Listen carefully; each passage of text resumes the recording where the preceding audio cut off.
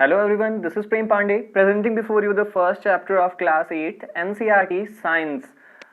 मैं ये साइंस का chapter number 1 crop production and management class 8 का जो टॉपिक है वो आप सबके लिए लेके आया हूँ। बहुत ही रिक्वेस्टेड वीडियो है, बहुत सारे स्टूडेंट्स ने कमेंट में करके रिक्वेस्ट की थी इस वीडियो की, तो हम आज से साइंस का भी सीरीज स्टार्ट कर रहे हैं। कंटिन्यूसली हम सारे चैप्टर्स की वीडियोस प्लस सॉल्यूशंस लाते जाएंगे। हमारे चैनल पे बने रहिए आप लोग। अगर नए विजिटर हैं तो प्लीज चैनल को सब्सक्राइब कर दीजिए, क्योंकि सब्सक्राइब करेंगे और बेल आइकन को प्रेस करेंगे तभी नोटिफिकेशन अपडेट्स हमारे चैनल का आपको मिल पाएगा टाइम पे। तो इस वीडियो को हमने बहुत ही इंटरेस्टिंग तरीके से बनाया है, फिगर्स की मदद से, वीडियोस की मदद से बनाया है, और होप है कि आपको वीडियो पसंद आएगा। दोस्तों अगर वीडियो पसंद आए तो एक लाइक जरूर कर देना और वीडियो को अंत तक देखो।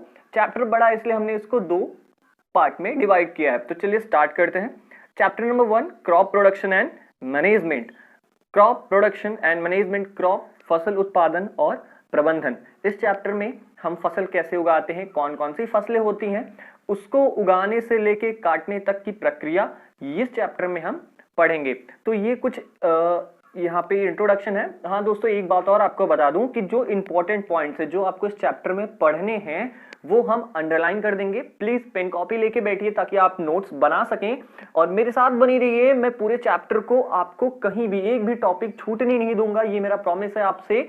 और जो भी आपको इंपॉर्टेंट लगे नोट्स बनाते जाइए, हम उसको अंडरलाइन भी कर देंगे। और हमने यहाँ पे इमेजेस की भी मदद ली है ताकि आपको जल्दी विजुलाइज हो सके, क्लियर हो सके topic. Paheli and Boojho went to their uncle's house during the summer. Paheli और बूझो एक भाई बहन रहते हैं, वो अपने अंकल के घर गर्मियों की छुट्टियों में जाते हैं। तो वो वहां पे क्या देखते हैं? खुरपी, सीकल, सोवल, प्लाव, मतलब कि खुरपी देखते हैं, हसिया देखते हैं, हल देखते हैं, इत्यादि ये सारी चीजें वो खेतों में देखते हैं। और पहली क्या सोचता है? पहली बोलता है कि मैं इन सब चीजों के बारे में जानता हूँ, इन औजारे के बारे में जानना चाहता हूँ कि ये सब कहाँ प्रयोग होते हैं, कैसे प्रयोग होते हैं। तो हम इस चैप्टर में पहली को बताएंगे कि इन औजारों का कहाँ और कैसे यूज किया जाता है। हमने चैप्टर में पढ़ा है, हमने पहले पढ़ चुका है कि सारे लिविंग ऑर्गेनिजम्स को खाने की जरूरत होती है, फूड को जरूरत होती है जिंदा रहने के लिए। जो प्लांट्स होते हैं वो तो अपना खाना खुद बना लेते हैं। Can you recall how green plant synthesis their own food? हाँ, हमें पता है कि ग्रीन प्लांट्स कैसे फूड बनाते हैं अपना फोटोसिंथेसिस के प्रोसेस से। क्लोरोफिल, उनके अंदर एक पिगमेंट होता है जिससे वो अपना खुद खाना बना सकते हैं। लेकिन जो एनिमल्स होते हैं, इंसान भी, एनिमल्स और इंसान भी, वो अपना खाना कैसे बनाते हैं, वो अपना खाना कहाँ से लाते हैं। लेकिन इससे पहले हमें ये जानना जरूरी है कि हमें खाने की जरूरत पड़ती क्यों है। हम पहले से जानते हैं कि खाना हमें क्या देती है? एनर्जी देती है, जिससे हम क्या करते हैं? Utilize by organism for carrying out their various body function. जो कि हम मानव द्वारा या एनिमल्स द्वारा या ऑर्गेनिजम्स द्वारा जो एनर्जी मिलती है हमें खाने से, उसका हम प्रयोग कहाँ करते हैं? जो बॉडी में प्रक्रिया चलती है, बहुत सारी जो गतिविधियां चलती है, उसमें हमारी जो एनर्जी मिलती है हमें खाने से वो खत्म हो जाती है। जैसे कि डाइजेशन, रेस्पिरेशन, एक्सक्रिएशन, ये सब प्रक्रिया है जो हमारे बॉडी के अंदर चलती हैं, जिसके लिए हमें एनर्जी की जरूरत पड़ती है। हम अपना खाना पौधों से भी लेते हैं और जानवरों से मिलता है, दोनों से हमें अपना खाना मिलता है। अब बात यहाँ पे ये आती है कि जब हमें हर व्यक्ति को यहाँ पे इतनी भारी मात्रा की पॉपुलेशन, इतना सारा पॉपुलेशन है हमारे वर्ल्ड का, और इतनी भारी मात्रा में जब खाने की जरूरत है तो इतना सारा खाना हमें मिलेगा कहाँ से? तो उसके लिए क्या करना पड़ेगा हमें? Food has to be produced on a large scale. खाने को बहुत बड़ी मात्रा में उगाना पड़ेगा। और इसे करने के लिए हमें किन की चीजों की जरूरत है? लगातार उत्पादन करने की जरूरत है, प्रॉपर मैनेजमेंट, उचित प्रबंधन करने की जरूरत है, और डिस्ट्रीब्यूशन ऑफ फूड, और जो हम उगाते हैं उसको हर पार्ट में, देश के हर पार्ट में पहुंच सके, उसका भी प्रबंधन हमें करना होगा। तो ये तो था इंट्रोडक्शन पूरा, और मेन चैप्टर यहां से स्टार्ट होता है एग्रीकल्चर प्रैक्टिसेस, मतलब कि कृषि गतिविधियां। कौन कौन सी गतिविधियां होती हैं क्रॉप को बोने से लेके काटने तक के जो समय होता है, उसमें कौन कौन सी गतिविधियां एक फार्मर, एक किसान करता है, वो सब हम इस चैप्टर में पढ़ेंगे। तो चलिए देखते हैं। लाइन बाय लाइन एक्सप्लेनेशन तो दे रहा हूं मैं आपको, और इंपॉर्टेंट पॉइंट भी मैं अंडरलाइन कर दूंगा, तो प्लीज वीडियो को स्किप ना करिए और देखते जाइए। टिल 10,000 BC, 10,000 BC तक लोग क्या करते थे? वो लोग नोमैडिक थे, और वो यहां से एक जगह से दूसरे जगह घूमा करते थे खाने के लिए और रहने की खोज में। वो कच्चे फलों को खाते थे, कच्चे सब्जियों को खाते थे, जानवरों का शिकार करते थे, धीरे धीरे वो जानवरों का शिकार करना स्टार्ट कर दिया अपने खाने के लिए, और उसके बाद उन्होंने जमीन पे उन्होंने एक जगह ठहरना, जब एक जगह वो रुकने लगे तो उन्होंने जमीन पे उत्पादन, कृषि चालू कर कृषि मतलब कि उत्पादन करना स्टार्ट कर दिया। वो चावल उगाने लगे, वो वीट उगाने लगे, और भी बहुत खाद्य पदार्थ के फसलें हैं वो अपना उगाने लगे, और यहीं से जन्म होता है एग्रीकल्चर का। एग्रीकल्चर क्या है दोस्तों? एग्रीकल्चर और खेती में आप फर्क समझिए। एग्रीकल्चर की डिफिनेशन यहाँ पे मैं आपको दे रहा हूँ। एग्रीकल्चर में वो सारी चीजें आती हैं, रियरिंग ऑफ एनिमल्स हो गया, क्रॉप प्रोडक्शन हो गया, वो सारी चीजें जो हम अपने डेली नीड्स को पूरा करने के लिए करते हैं, जो हम एनिमल्स का रियर करते हैं, एनिमल्स का पशुपालन करते हैं जिनसे हमें दूध मिलता है, और क्रॉप को हम उगाते हैं जिनसे हमें क्या मिलता है, जरूरी सीरियल्स, वेजिटेबल्स, फ्रूट्स, ये सारी चीजें मिलती हैं। तो इन सब चीजों को मिला के एग्रीकल्चर कहा जाता है, इसे एग्रीकल्चर कहते हैं। चलिए आगे देखते हैं। एक और बहुत ही इंपॉर्टेंट डिफिनेशन है क्रॉप की। क्रॉप की डिफिनेशन यही है, when plants of the same kind are grown and cultivated in one place on a large scale, it is called a crop. जब बहुत सारे पौधे, एक ही प्रकार के बहुत सारे पौधे बड़ी मात्रा में उगाए जाएं तो उसे हम क्रॉप कहते हैं, उसे हम फसल कहते हैं। When plants of the same kind are grown and cultivated in one place on a large scale, it is called a crop. इसका उदाहरण देख लेते हैं, एग्जाम्पल देख लेते हैं। जैसे कि कोई बहुत सारे गेहूं की जो पौधे होते हैं वो एक जगह पर, एक खेत में बहुत सारे उगाए जाते हैं, तो हम उसे कहते हैं वो वीट का क्रॉप है, वो पैडी का क्रॉप है, वो बार्ले का क्रॉप है। तो ये सारी चीजें ये होती हैं क्रॉप। क्रॉप बेसिकली क्या होता है, आप एक लाइन में जान लीजिए कि बहुत सारे एक प्रकार के पौधे भारी मात्रा में जहां उगाए जाते हैं वो होता है क्रॉप, उसे हम कहते हैं फसल। हम पहले से जानते हैं, you already know that crops are of different types like cereal. हम पहले से जानते हैं कि जो फसलें होती हैं वो कई प्रकार की होती है, जैसे सीरियल्स अनाज हो गए, वेजिटेबल्स सब्जियां हो गई, फल हो गए, और ये तो बहुत सारी चीजें होती है जैसे हम अनाज उगाते हैं, फल उगाते हैं, सब्जियां उगाते हैं। लेकिन हम जिस सीजन में वो उगते हैं उस सीजन के आधार पर हमने इन्हें मुख्यतः तीन प्रकार में डिवाइड किया है, 2-3 प्रकार में हमने इन्हें डिवाइड किया है, विभाजित किया है। India is a vast country, India हमारी बहुत बड़ी कंट्री है जहां पे क्लाइमेटिक कंडीशन जैसे कि तापमान, नमी और वर्षा एक जगह से दूसरे जगह पे क्या करती है, अलग होती है, वैरी करती है। मतलब यहाँ पे थोड़ी कम बारिश है तो वहां पे ज्यादा बारिश, यहाँ पे कम गर्मी है वहां पे ज्यादा गर्मी होगी, तो तापमान और रेनफॉल वो अलग अलग जगह पे अलग अलग है। और इसी के आधार पर हमारे पास बहुत सारी रिच वेराइटी ऑफ क्रॉप्स हैं, बहुत सारी रिच वेराइटीज ऑफ क्रॉप्स हैं, बहुत ही भारी मात्रा में फसल हैं जो कि भारत के या हमारे देश के अलग अलग हिस्सों में उगाए जाते हैं।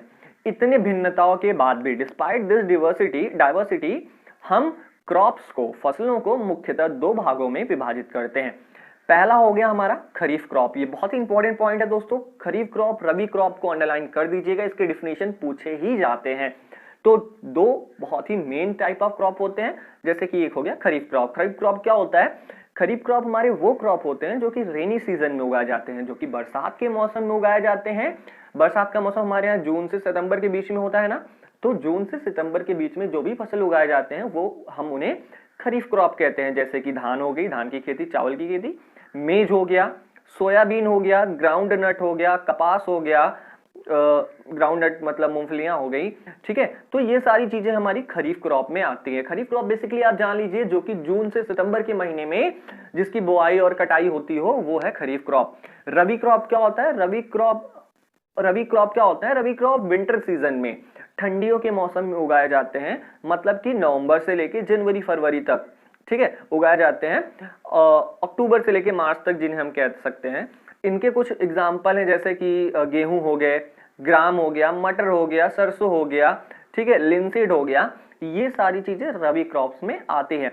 एक मुख्य डिफरेंस जो खरीफ क्रॉप और रबी क्रॉप में है, खरीफ क्रॉप को उगने के लिए ज्यादा पानी की जरूरत होती है और वहीं रबी क्रॉप्स को उगने के लिए कम पानी की जरूरत होती है। इसीलिए खरीफ क्रॉप को हम बरसात के मौसम में बोते हैं और रबी क्रॉप्स को हम, जो ड्राई सीजन होता है हमारा ठंडियों के मौसम में, हम उसमें बोते हैं। बिसाइड दिस, इसके अलावा कुछ दाल और जो कुछ सब्जियां होती हैं वो जो गर्मियों में उगाई जाती हैं कई जगह पे, इन्हें हम जायद क्रॉप भी कहते हैं। जायद क्रॉप, ZAID, जायद क्रॉप वो क्रॉप्स होते हैं जो कि समर सीजन्स में उगाए जाते हैं, जैसे कुछ सब्जियां हो गई, दाल हो गए, वो होते हैं हमारे जायद क्रॉप्स। तो जायद क्रॉप्स उतना इंपॉर्टेंट नहीं है, इसलिए आपके एनसीईआरटी के सिलेबस में रखा नहीं गया है उसे। आगे देखते हैं basic practices of crop production. कौन कौन से मुख्य प्रक्रियाएं, गतिविधियां होती हैं जो कि एक किसान फसल उगाने के लिए अपनाता है, कौन कौन सी गतिविधियां वो करता है तब जाके फसल उगता है। हम इस पॉइंट के अंदर उन सारी चीजों को पढ़ेंगे।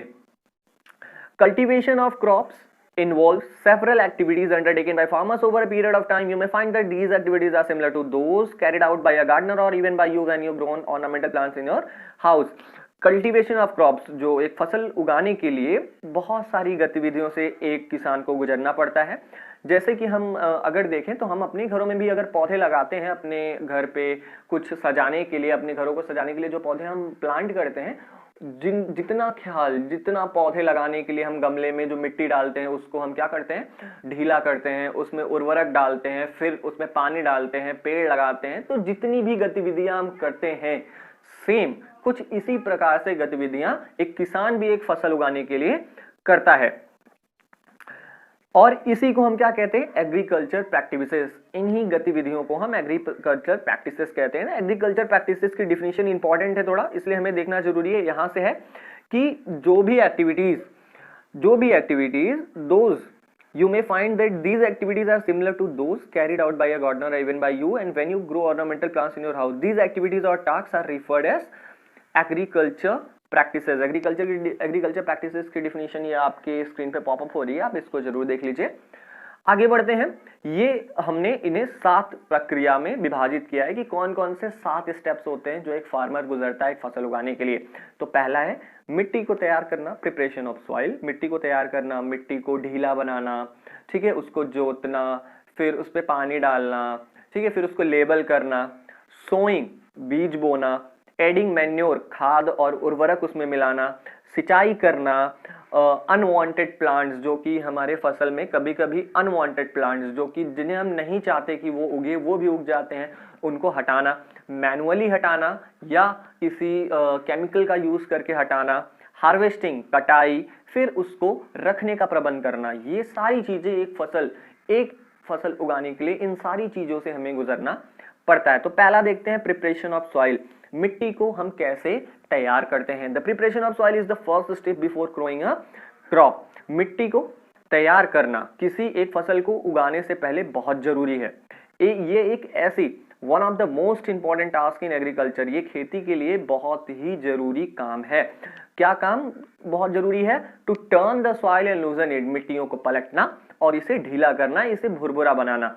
This allows the roots to penetrate deep into the soil। ये क्या करता है, अगर हम मिट्टियों को, जितना ढीली रहेगी मिट्टी उतना अंदर तक किसी फसल की जो जड़ होती है वो जाएगी, और जो लूज सॉइल, जो ढीली मिट्टी होती है, allows the roots, वो जड़ों को अलाउ करती है, परमिट करती है कि ताकि वो आसानी से ब्रीथ कर सके, सांस ले सके। इवन वो जितने भी अंदर, अगर जो मिट्टी रहेगी हमारी वो भुरभुरी रहेगी, ढीली रहेगी, तो जो फसल की जड़ें वो चाहे जितनी भी अंदर चली जाए वो अच्छे से हम ऑक्सीजन और कार्बन डाइऑक्साइड का एक्सचेंज कर सकते हैं। वो What does the loosening of soil allow the roots to breathe easily? यहाँ पे एक क्वेश्चन बनता है कि जो ढीली मिट्टी रहती है वो क्यों, वो जड़ों को क्यों परमिट करती है, क्यों अनुमति देती है कि वो आसानी से सांस ले सके, ब्रीथ कर सके।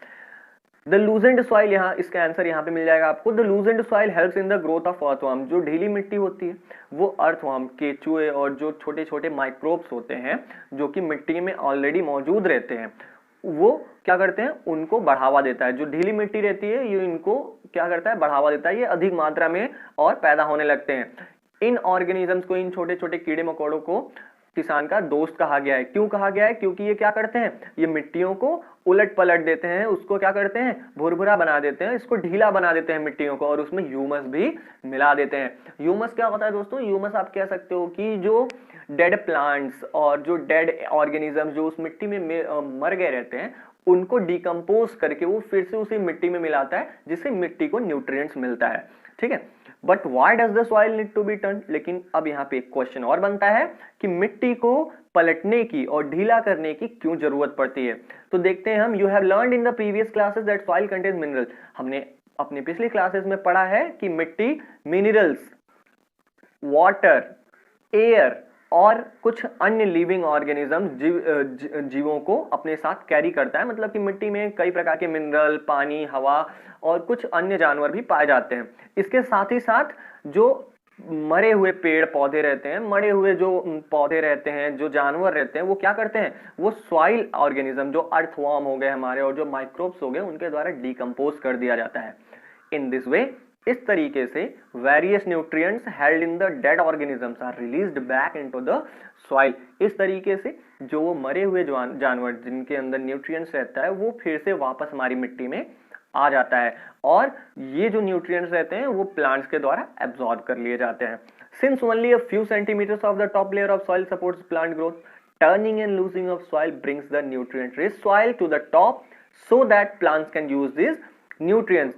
क्योंकि हमें पता है कि केवल जमीन के सतह से कुछ सेंटीमीटर तक ही जो प्लांट होता है, जो पौधा होता है, वो ग्रोथ, पौधे की ग्रोथ के लिए, पौधे के उत्पादन के लिए बहुत जरूरी होता है। केवल कुछ सेंटीमीटर, शुरुआत से सतह से केवल कुछ सेंटीमीटर तक ही पौधे न्यूट्रिएंट्स, वाटर, मिनरल्स लेते हैं। और इसलिए अगर जो उपजाऊ मिट्टी है वो अगर नीचे से ऊपर आती है तो उसमें ज्यादा न्यूट्रिएंट्स रहेंगे और प्लांट अच्छी तरीके से ग्रो कर पाएगा। दस turning and loosening of soil, और इसीलिए मिट्टियों को पलटना और उसे ढीला करना बहुत ही जरूरी है एक फसल उगाने के लिए। और इसी प्रोसेस को, the process of loosening and turning of the soil, और इसी प्रोसेस को, मिट्टियों को पलटने का और ढीला करने के प्रोसेस को हम टीलिंग या प्लॉइंग कहते हैं, जिसे हम हिंदी में जुताई भी कहते हैं। और ये किसके द्वारा किया जाता है, plug. This is done by using a plough. Plough क्या होता है, हल जिसे हम कहते हैं, वो होता है हमारा plough. Plough are made of wood और आयरन। आप देख सकते हैं कि जो प्लॉ होता है वो किसकी मदद से बना होता है, वो या तो लकड़ी से बना होगा या तो लोहे से बना होगा। और अगर मिट्टी बहुत ज्यादा सूखी है, if the soil is very dry, इसे पानी, मतलब जोतने से पहले हम पानी देते हैं ताकि मिट्टी क्या हो जाए, थोड़ी नम हो जाए, थोड़ी क्या हो जाए, थोड़ी उसको बोलते हैं कि नम हो जाए, जिससे हल आसानी से चल सके। द प्लग्ड फील्ड में have big pieces of soil called cramps. जो जुताई किए हुए खेत होते हैं उसमें आप देखते हैं बड़े बड़े ढेले टाइप के, बड़ी बड़ी मिट्टियों के, मतलब कि पत्थर टाइप के बन जाते हैं, उन्हें हम क्या कहते हैं, क्रम्स। आप फिगर के थ्रू देख लीजिए, ये होते हैं क्रम्स, जो कि जुताई के बाद जो बड़े बड़े मिट्टी के टुकड़े निकलते हैं वो होते हैं क्रम्स। और इन क्रम्स को तोड़ना बहुत जरूरी होता है। तो हम इन्हें तोड़ते कैसे हैं, प्लैंक की मदद से तोड़ते हैं। हम अपने ट्रैक्टर्स में लगा के, या कभी कभी आप देखते होंगे गांव में एक पटरी टाइप का रहता है और पटरी पे लोगों को बैठने के लिए कहा जाता है और वो बैलों से या जानवरों से खिंचाई करवाई जाती है ताकि जो क्रम्स हैं वो टूट जाएं, ब्रेक हो जाएं। और the field is labelled, field को लेबल किया जाता है, किस लिए, जुताई करने के लिए, बुआई करने के लिए, फॉर सोइंग, बुआई करने के लिए, एज वेल एज, और इरिगेशन मतलब सिंचाई करने के लिए भी हम फील्ड को क्या करते हैं, लेबल करते हैं, प्लेन करते हैं। और ये लेबलिंग किससे की जाती है, लेबलर की मदद से की जाती है। लेबलर आप सब जानते होंगे, आपके गांव में, आपके शहरों में ट्रैक्टर से बांध के खेतों को लेवल किया जाता है, वो एक सतह के रूप में कर दिया जाता है, प्लेन कर दिया जाता है। समटाइम्स, कुछ समय तो क्या होता है, manure is added to the soil. जो खाद होते हैं, खाद क्या होता है आप जानते हैं दोस्तों, हमारी जो नेचुरल फर्टिलाइजर्स होते हैं जिन्हें हम कहते हैं काऊ डंग हो गया, ये सब सारी चीजें मैन्योर में आती है हमारे। तो कभी कभी क्या होता है, जुताई करने के पहले ही हम मैन्योर खेतों में डाल देते हैं ताकि जब जुताई की जाए तो जब मिट्टी पलटे तो अच्छे से मैन्योर उस मिट्टी में मिल जाए और वो पौधों को हमारे उगने में और अच्छा मदद करे। इससे क्या होता है, इससे प्रॉपर मिक्सिंग हो जाती है, मतलब कि जो खाद होते हैं वो मिट्टी से अच्छी तरीके से मिल जाते हैं। और जो बुआई से पहले हम मिट्टियों को पानी भी देते हैं ताकि जो मिट्टी है वो पूरी तरीके से क्या हो जाए, एकदम नम हो जाए, एकदम सॉफ्ट हो जाए। ठीक है, तो होप आपको ये समझ में आया होगा। अगला टॉपिक देखते हैं, एग्रीकल्चर इंप्लीमेंट्स, मतलब कि जुताई और बुआई के लिए कौन कौन सी औजारों की जरूरत पड़ती है वो देख लेते हैं, कौन कौन सी है। बिफोर सोइंग द सीड्स, जो बुआई के पहले ये बहुत जरूरी है कि जो सॉइल्स हैं, जो मिट्टी है, उसको दाने के समान, मतलब जितना छोटा हम कर सकते हैं उतना छोटा कर दे, ताकि हमें बहुत ज्यादा उत्पादन, फसल का उत्पादन मिले। और ये किया किससे जाता है? ये अलग अलग प्रकार के औजारों की मदद से किया जाता है। इसमें मुख्य औजार कौन कौन से हैं? प्लाव है, हो है, कल्टीवेटर है। प्लाव मतलब हल होता है, हो मतलब कुदाल होती है, और कल्टीवेटर आप जानते हैं जो ट्रैक्टरों में बांध के आमतौर पे जो जुताई होती है उसे हम कल्टीवेटर कहते हैं। तो आप देख सकते हैं प्लाव ये है प्लाव, ये है हो, और ये है कल्टीवेटर। ठीक है, ये जो दिख रहा है आपको ट्रैक्टर के पीछे लगा है, ये है कल्टीवेटर, ये है हो, और ये है आपका हल। इनके बारे में हम एक एक करके पढ़ेंगे, तब हम आपको फिगर से समझाएंगे ये क्या चीजें होती हैं। सबसे पहला आता है plough. This is being used since ancient times for tilling the soil. ये बहुत ही पुराने समय से जुताई के लिए हमारे गांव में यूज किया जाता है। इसका किन किन चीजों के लिए यूज होता है? मतलब कि उर्वरक को मिलाने के लिए, मिट्टी में मिलाने के लिए, फसल में मिलाने के लिए इसकी जरूरत पड़ती है, और जो अनवांटेड प्लांट्स हैं उनको हटाने के लिए, और स्क्रैपिंग ऑफ सॉइल करने के लिए हम हल की मदद लेते हैं। This implement is made of would. ये किसका बना होता है? ये लकड़ी का बना होता है। जैसा कि आप फिगर पे देख सकते हैं, ये लकड़ी का बना होता है, और ये खींचा जाता है बैलों द्वारा, मतलब कि 2 बैल होते हैं उनके द्वारा ये खींचा जाता है। तो बैल की जगह और भी एनिमल्स हो सकते हैं, जैसे हॉर्सेस हो गए, कैमल्स हो गए। और ये क्या, ये अपने साथ it contains a strong triangular iron strip called ploughshare. आप देख रहे हो जो नीचे वाला हिस्सा है, जो लोहे का हिस्सा है, वो त्रिकोण होता है, इसे हम प्लक्सेर कहते हैं। इसका जो मेन पार्ट होता है, जो हल का मेन पार्ट होता है, वो ये देख रहे हैं आप, जो लंबा सा लकड़ी का ये लॉग है, ये होता है, इसे हम प्लग सैफ्ट कहते हैं। और प्लग सैफ्ट के जहां से ये प्लक्सेर होता है, उसके जस्ट अपोजिट दिशा में एक हैंडल होता है पकड़ने के लिए। ठीक है, the other end is attached to a beam. और जो इसका दूसरा हिस्सा होता है वो देखिए बैल के, यहाँ पे देखिए आप देख रहे हैं बैल के गले में ये जो बीम लगी हुई है इससे जुड़ा हुआ है। तो ये होता है, क्या बोलते हैं उसे, ये बुल स्नेक में उसका अदर पार्ट जुड़ा होता है। 1 पेयर ऑफ बुल, जो कि एक बैलों का जोड़ा और एक आदमी इससे आसानी से चला सकते हैं। The indigenous wooden plug is increasingly being replaced by iron plug. जो पुराने जमाने के हल थे वो अब लोहे के जो हल हैं इससे आजकल जुताई हो रही है, हम उनका ज्यादा यूज नहीं करते। जो वुडन प्लाउस थे हम उनका ज्यादा यूज नहीं करते, अब हम आयरन प्लाउस का यूज करते हैं इन दिनों। हो, कुदाल जो होता है, it is a simple tool. ये बहुत ही साधारण सा औजार होता है जो हमारे फसल के बीच में अनवांटेड प्लांट्स आ जाते हैं उनको हटाने के लिए यूज होता है, और मिट्टी को ढीला करने के लिए भी इनका यूज होता है। इनमें लॉन्ग रॉड ऑफ वुड, मतलब कि वुड की, लकड़ी की लॉन्ग रॉड होती है, या आयरन की भी वो हो सकती है, और एक बहुत ही मजबूत चौड़ा मुड़ा हुआ लोहे का प्लेट होता है, जो कि इसके एक किनारे लगा दिया जाता है। आप देख सकते हैं ये यहाँ पे जरूरत है, ये देख रहे हैं आप, ये बड़ा सा जो लंबा सा दिख रहा है इसे हम कहते हैं ये बीम के मदद से आप देख रहे हैं इसको जोड़ा गया है। प्लेट जो कि इसका बहुत ही मुख्य हिस्सा होता है, बेंट प्लेट, ये है। ग्रिप जो कि पकड़ने के लिए है, हैंडल है, और जो ये जो लंबा सा है रॉड है वो। ठीक है, तो ये है हो, और ये एनिमल्स के द्वारा खींचा जाता है, जानवरों द्वारा ये खींचा जाता है।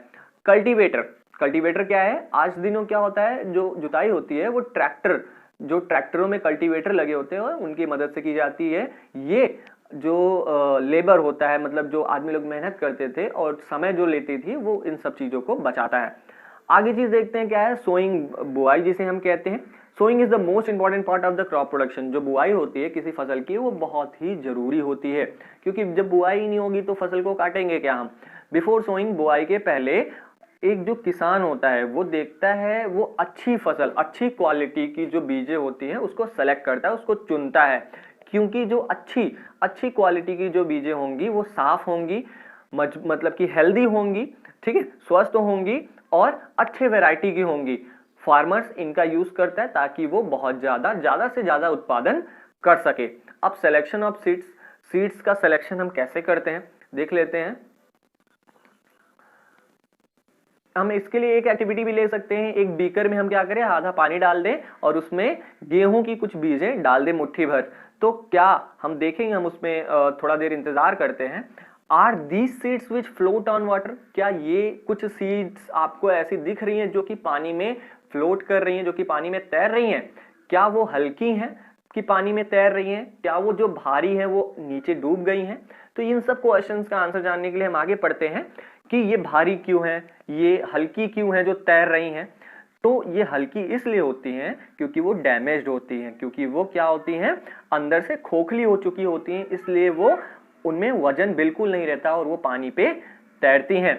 This is a good method, ये बहुत ही अच्छा प्रक्रिया है, बहुत ही अच्छा माध्यम है ये पता लगाने के लिए कि कौन सी बीज हेल्दी है, कौन सा बीज बोने लायक है और कौन सा बीज बोने लायक नहीं है। छांटने की ये सबसे अच्छा माध्यम है कि हम अच्छे बीजों को छांट लें और जो हॉलो, जो लाइटर, जो खत्म हो गए, जो अनहेल्दी बीज हैं उनको हम निकाल दें।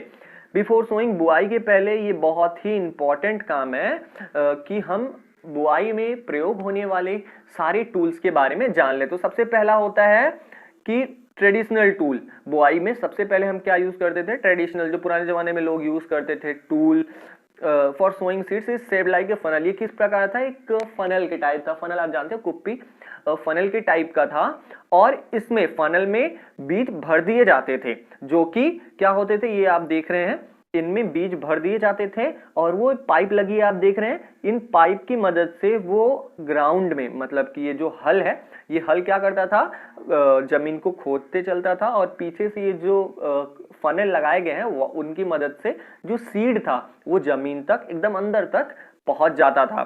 तो ये तो था हमारा ट्रेडिशनल मेथड जिनमें हम यूज करते थे। अब हम कौन सा मेथड यूज करते हैं? Seed drill. अब हम किसका यूज करते हैं? अब हम सीड ड्रिल का यूज करते हैं। ये देख रहे हैं आप, सीड ड्रिल ये है। सीड ड्रिल क्या होता है? आपने देखा होगा आपके खेतों में, जहां जहां बड़े खेत होते हैं वहां पे क्या होता है, सीड ड्रिल का मदद से हम बीज को बोते हैं। ये किस प्रकार का होता है? This tool shows the seeds uniformly eight proper distances. ये किसी बीज को उचित, मतलब कि एक बराबर स्थान पे बोता है। जैसे 10 सेंटीमीटर पे एक बीज है तो दूसरा भी अगले 10 सेंटीमीटर पे होगा, तीसरा अगले 10 सेंटीमीटर पे होगा। उचित दूरी पे और उचित गहराई में सीड ड्रिल जो मशीन होती है वो बीजों को बोता है। इससे क्या होता है, इससे, और ये मिट्टी भी ऊपर से डाल देता है। बीज बोने के बाद ये ऊपर से मिट्टी भी कवर कर देता है, जिससे कि जो हम बीज बो रहे हैं उससे पक्षियां चुग ना ले, पक्षियां उठा ना ले जाएं। बुआई के लिए जो सीड ड्रिल मशीन का यूज होता है, ये समय बचाता है, मेहनत बचाता है। तो ये सब चीजें हमने अभी देखा है, इस चैप्टर में अब तक पढ़ा है। बाकी पार्ट हम नेक्स्ट वीडियो में लेके आएंगे। हमारे चैनल के साथ बने रहिए, हम वो सब कुछ हर संभव प्रयास करते हैं ताकि आपको एकेडमिक्स में हेल्प मिल सके। तो मिलते हैं अपने अगली वीडियो में दोस्तों, तब तक।